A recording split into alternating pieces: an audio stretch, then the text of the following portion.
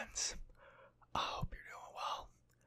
Today, I am going to be reading some Overwatch lore. I know a lot of you guys like when I read lore and fact videos, so what better way than to combine both? And if you don't know what Overwatch is, it's essentially a game developed by Blizzard where it's like a first-person shooter, but it's a little bit different in the sense that there's multiple characters and each of them have a different ability. So it's not one size fits all. There's multiple play styles, and it's a really, really fun game. I have it for the PC as well as the PlayStation 4, so that speaks for itself, I think. But yeah, I actually don't know. So the game doesn't have a campaign mode, so there's no storyline that's really given to you. You're kind of just like, yeah, just go shoot people and stuff. And but the lore is online, and you can find it. So this is going to be actually my first time learning about the lore. So we're going to learn it together. I mean, if you already know it, then stick around for the ASMR. And if you don't, then well, let's learn some fun storyline facts together, because it's a very fascinating universe. I have my Overwatch hat here to be festive and whatnot, you know. Actually, I'm not a hat person, but wanted to get this hat because I really liked it. So here we are, and I'll wear it for this video. But I'll wear it backwards because I don't really like snapbacks that much. Anyway, let's begin. So, over 30 years ago, without warning or explanation, a decommissioned set of automated mega factories reactivated themselves and launched a worldwide military campaign against all humanity, dubbed the Omnic Crisis. Despite deploying new technologies, including powered armor and super soldier programs, no nation alone could stand against the growing Omnic army. It was the United Nations that turned the tide by bringing the best operatives from each nation together to form Overwatch. The strike team was both small and nimble, and powerful enough to deal devastating blows to the Omnics, leading the way for the rest of humanity to fight back. In the end, Overwatch succeeded in ending the catastrophic war, and went down in history as heroes. After the Omnic Crisis, Overwatch experienced a tremendous rise in prominence. The core members of Jack Morrison, Gabriel Reyes, Anna Amari, Reinhardt Wilhelm, Torbjorn Lindholm, and Lau were bolstered as more prominent and expert people with different backgrounds, ethnicities, professions, and ideals joined Overwatch, including Dr. Angela Ziegler, Winston, Lena Oxton, Jesse McCree, Genji Shimada, Mei Ling Zhao. For 20 years, Overwatch served as a global peacekeeping force, making advancements in scientific fields as varied as space exploration, environmental protection, and medical research. But glory came at a cost. Controversial missions stoked public outrage, forcing some of the organization's most famous and celebrated agents to retire in disgrace. 2 decades after it ended the Omnic Crisis, Overwatch was dealt a heavy blow by a series of allegations. Negligence resulting in high-profile mission failures, corruption and mismanagement, weapons proliferation, human rights abuses. Worse still, the existence of Blackwatch, a top-secret covert operations division within Overwatch, was uncovered.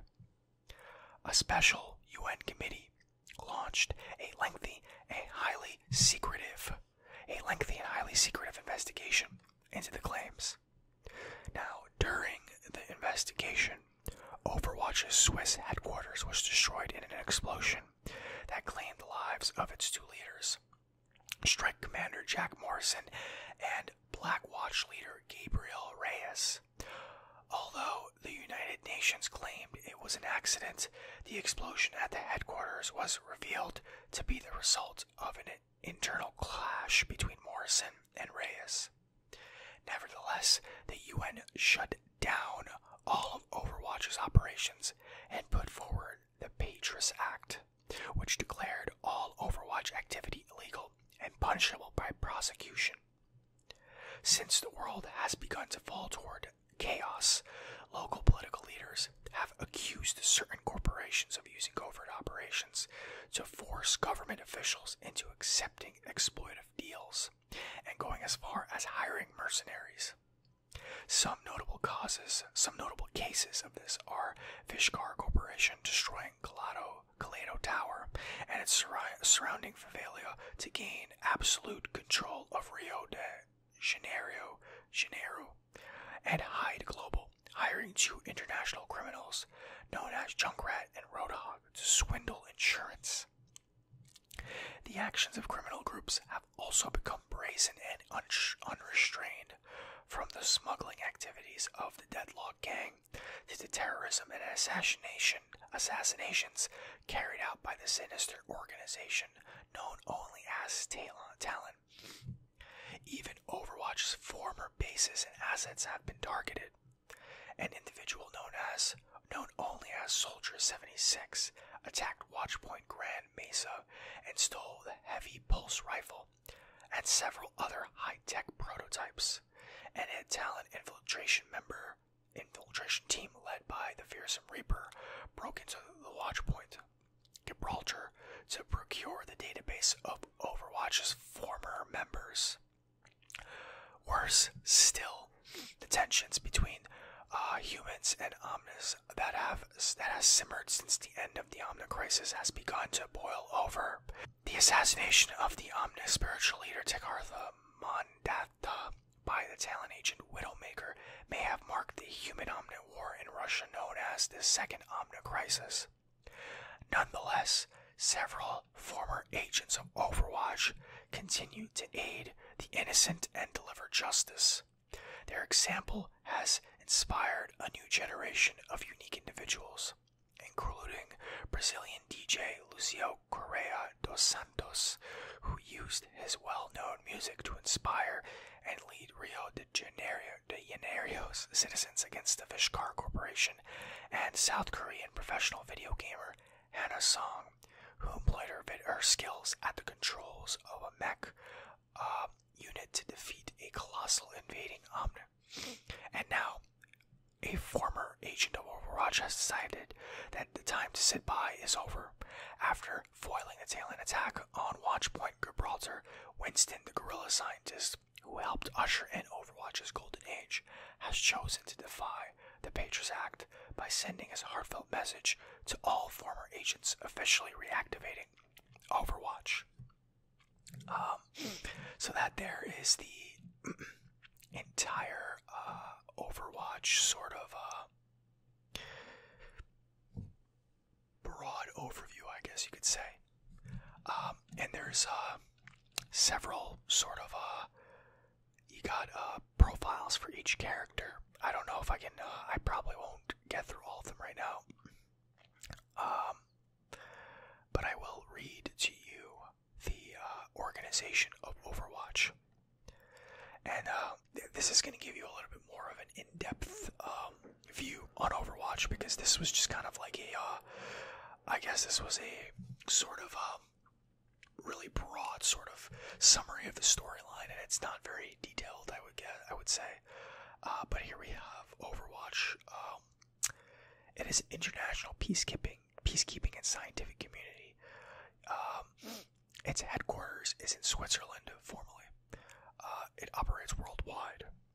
Now, here is Overwatch was founded 30 years before the present day by the United Nations with aims of stopping the Omnics and putting an end to the Omnic crisis. After the crisis, the organization evolved into a global peacekeeping force and an engine for innovation, making advances in scientific fields ranging from space exploration to medical research. Overwatch later was shut down by the United Nations after a string of scandal and the deaths of two of its leaders. Despite the threat of prosecution, there was an attempt to recall the organization in order to rectify and pacify the growing global threats.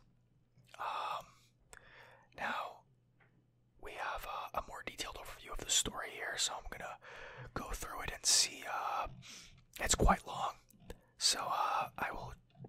Yeah, I'll read all of it because it looks interesting. So it's just a lot of the stuff is probably gonna be repetitive, but it'll be, you know, it'll be more detailed. So if you're a nerd like me, that doesn't really matter. Okay, so now I'm going to be reading the story of the Omnic Crisis and the founding of Overwatch. So, Overwatch was born at the lowest point in humanity. During the Omnic Crisis, Omnics were originally built by the Omnica Corporation as a type of self-improving robot. The company was eventually dismantled due to fraud, and soon after, Omnics turned against humans when God Program infected Omniums, started building the Omnics' rebel army. The world fought back. Russia, the first country to be affected, produced giant human-piloted mechs called Sievetagors, I don't know how to say that, to combat the Omnics. As the crisis spread to the rest of the world, other nations were forced to develop their own solutions. The United States created the Soldier Enhancement Program, and J-08 produced Crusader armor for the Crusaders in Germany. However, no country could effectively fight back against the Omnics. As the last response to the worldwide threat, the United Nations formed an elite strike team named Overwatch. The team included Jack Morrison and Gabriel Reyes, enhanced soldiers from the United States, Torbjorn Lindholm, engineer and weapon designer from Sweden, Reinhard Wilhelm, and a crusader from Germany, Anna Amari, an expert sniper from Egypt, and Lao, currently unknown affiliation and information. While the United Nations retained authority over the team via director, operational deployment of Overwatch agents and assets was the responsibility of the strike commander, which at the time was Gabriel Reyes, senior officer and closest friend of Jack Morrison. But for Overwatch, Morrison had a greater impact on the group in the long run. He brought out the best in team members and helped mold Overwatch's diverse and sometimes conflicting agents into a cohesive fighting force. Under that strong cohesion, Overwatch was able to deploy decisive offensive operation to the bulk of the Omnic army. Together with the rest of humanity's military force, Overwatch won the war, repelling the Omnic threat and restoring peace to the world, giving no doubt that the victory is largely due to the six-man elite strike team. 2 decades of peacekeeping and scientific development. After the Omnic Crisis, Overwatch experienced a tremendous rise in prominence. New funding and resources gave the now public organization far-reaching global influence. They had gathered many skilled, renowned, and amazingly talented fighters, scientists, and doctors from all over the world to form the ultimate organization of peacekeepers. With this grandeur change in their remit, the leadership of Overwatch turned to Jack Morrison, who was promoted to strike commander. Anna Amari became second in command after Morrison. Gabriel Reyes was assigned to lead the newly formed Blackwatch, a secret covert team of Overwatch. Many of Overwatch's prominent operatives joined during this period. One such was Dr. Angela Ziegler, a renowned medic from Switzerland known by her call sign Mercy. A peerless healer who lost her parents in the war, Mercy became Overwatch's head of medical research, seeking to leverage her work for healing on the front lines. Overwatch also welcomed Winston, a super intelligent, genetically engineered gorilla from the overthrown Horizon lunar colony, as a scientist and soldier. Of Blackwatch's roster, little is known. Many of them used to be criminal, such as Jesse McCree, a former member of the Deadlock Gang. McCree was captured after Overwatch raided the gang's base of operations, and he was given the option to join Overwatch or go to prison. Taking up Overwatch's offer, McCree was brought under the wing of Reyes, another agent of Blackwatch, Genji Shimada, the youngest son of the felonious infamous Shimada clan. After his fight to the death with his brother, Genji was brought back to life in a cyborg body by Overwatch. He joined Blackwatch and joined the effort to bring down his former clan. One of the high-ranking agents of Overwatch, Gerard Lacroix, also spearheaded the organization's operations against Talon, an international terrorist organization. In retaliation, Talon had kidnapped Gerard's wife, Amelia Lacroix, after unsuccessful attempts to eliminate him. Eventually, Overwatch was able to retrieve her safely from Talon. Unexpectedly, 2 weeks later, she killed Gerard in his sleep and disappeared, for it was revealed that Talon had subjected her to an intense program of neural reconditioning and made her a sleeper agent. Amelie returned to Talon and became one of the best assassins for the organization, now going by the name of Widowmaker. Okay, last section, because this is quite long. The Seeds of the Fall. As Overwatch achieved success after success in advancing humanity's scientific knowledge, keeping global peace, and aiding in times of crisis and disaster, some began to question the wisdom of collecting so many powerful individuals under one umbrella, with minimal oversight. Rumors of unethical or even criminal activity on the part of the agents were fed by the group's unorthodox tactics and willingness to put saving lives over the authority of its UN director and even national sovereignty. However, those who had operated in the core of Overwatch had pointed to the rift that opened between the Jack Morrison and Gabriel Reyes after the former was promoted to Strike Commander and the latter demoted to Blackwatch Command as the true cause of Overwatch's fall from grace. Over time, Reyes began to resent Morrison more and more for receiving the public's attention, while he received none. The tension became more pronounced as time went on. Other people, including Dr. Ziegler, tried to mend the relationship between the two leaders, but to no avail. Reyes secretly formed a rebellion within Overwatch, separating the organization into two sides. Some agents, including Jesse McCree, departed later rather than choose sides. A new addition to Overwatch's agents roster appeared around this time under the name Lena Tracer Oxton. A malfunction during her test flight of the experimental slipstream aircraft had cast Lena adrift in time. Thanks to Winston's development of the chronal accelerator, it not only anchored her in the present, but also granted her the fantastic time-bending abilities that we see today in the game, which are very, very awesome to use, but annoying to deal with if you're facing her. Shortly after, was transferred from flight operations to field combat training and later became one of Overwatch's most effective field agents. By the way, there's a lot of typos in this, so just in case you see me slurring on my words and things, it's because I'm stopping mid-sentence and realizing, yeah, this person that wrote this messed up. This is a fandom, by the way, so it makes sense that there would be typos and things like this. So you'll notice me stop here and there, or you've probably noticed me stop here and there. Around this time, an uprising started in King's Row by the Omnic extremist group Null Sector. Despite the prohibition of England's government, Commander Morrison sent a small team to intervene and rescue the hostages. The operation was successful, but also badly smeared the name of Overwatch in public. Later, in an effort to bring down Talon, Winston apprehended the successor Doomfist, one of the head of Talon, with the help of Genji and Tracer. They managed to imprison Doomfist after he had gravely injured both Genji and Tracer. Overwatch also succeeded to bring down the Shimada clan, and Genji departed from the organization to resolve his inner conflict. Overwatch faced a heavy loss by Widowmaker in an operation for rescuing hostages from Talon, whilst Captain Anna Amari eliminated Talon soldiers. Her own team was engaged by an enemy sniper.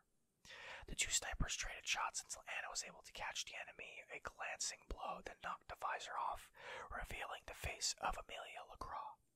The shock of realizing that Amelia's survival gave Anna's opponent enough time to give her a fatal shot in the left eyes.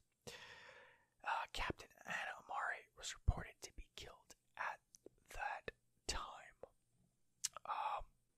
Heroes never die. After the dismantling of Overwatch,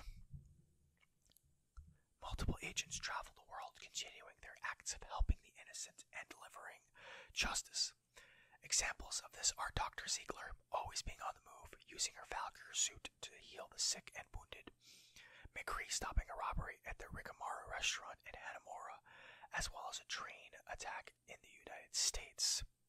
Reinhardt traveled around Europe with his companion, Bridget, putting a stop to a gang that had been terrorizing small towns. Tormjorn halting a former friend's plot to use Titan, a mass destruction weapon, to gain money. Tracer came to London to attend the speech of Tekhartha Mandata and discovered the plan of his assassination by Talon's agent Widowmaker. Although Widowmaker was interrupted and pursued by Tracer, she was successful in killing Tekhartha Mandata and damaging Tracer's chronal accelerator. In the meantime, after his meeting with Tekhartha Zenyatta in Nepal, Genji was able to make peace with himself and accept his new body. He arrived at former Shimada clan castle to meet with his brother Hanzo at the anniversary of his death. Genji fought again with Hanzo, and after the fight he revealed himself. Genji wanted Hanzo to let go of their past, and he disappeared thereafter. And a select few returned from the dead. Strike Commander Jack Morrison escaped death in the explosion of the headquarters, and for unknown reasons had gone into hiding. Donning a mask and a new persona, Soldier 76, he infiltrated Watchpoint Grand Mesa, a former base of Overwatch, and stole valuable technology and prototypes, including a heavy pulse rifle, and wounded several Helix guards. He later executed a string of attacks across the world in order to hunt down the old enemies of Overwatch and shed light on the conspiracy that brought down his organization. While Black Watch Commander Gabriel Reyes narrowly survived the explosion at the Swiss headquarters, his cells were altered to decay and regenerate at an increased rate. Regardless, he developed a new identity as Reaper. And a new purpose to hunt down and assassinate former Overwatch agents. Reaper had been working for Talon and rose to become one of its inner council leaders. Second in command of Overwatch, Captain Anna Amari also survived Widowmaker's deadly shot. After a secret period of recovery and reflection on lives she had taken, Anna decided to return to combat under the guise of Shrike to protect her loved ones, and sent her daughter, Fariha Amari, a letter to explain her disappearance. Soldier 76 also had been trying to track down her activities for a long time. They finally met each other in Egypt when Anna saved her old comrade from Reaper's trap. The trio recognized each other, resulting in the retreat of Reaper and the alliance of Anna and Soldier 76. Overwatch ended, but its noble goal and heroic works of Overwatch seem to have inspired a new generation of unique individuals to employ their abilities in the name of peace and justice. Of note are Fariha Amari under the call sign Farah, who continued to fight relentlessly to keep the peace in her mother's absence. Lucio Correa dos Santos, a Brazilian DJ, who shot to international fame after leading the populace of Rio de Janeiro, I don't know how to pronounce that, against the cruel order imposed on the city by the Vishkar Corporation. Right, so this is what we saw in the other summary. Or Hannah Song under the name Diva, a former South Korean professional video gamer who became a mech pilot to defend her country against an omnic threat. Diva is one of my go-tos. Alright, and now we have Winston's recall. So, even though he remained in seclusion at the old Watchpoint, Gibraltar, and bruised himself with new inventions, no former agent of Overwatch held onto the heroism ideal of the organization more fiercely than the guerrilla scientist Winston.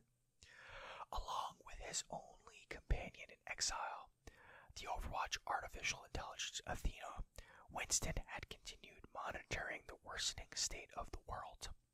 Although tempted on multiple occasions and reminded repeatedly over the years by Athena about the consequences of recalling Overwatch, Winston decided to take the risk after the base was attacked by Reaper and Talon.